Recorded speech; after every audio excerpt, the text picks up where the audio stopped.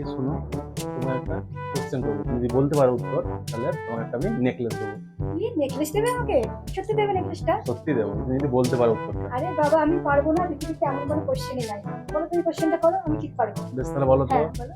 আমার বয়স যখন 10 বছর, হ্যাঁ। আমার ভাইয়ের বয়স হ্যাঁ। তার অর্ধেক মানে হাফ, মানে 5 বছর, তাহলে আমার যখন বয়স 50 বছর হবে তখন আমার ভাইয়ের বয়স কত হবে?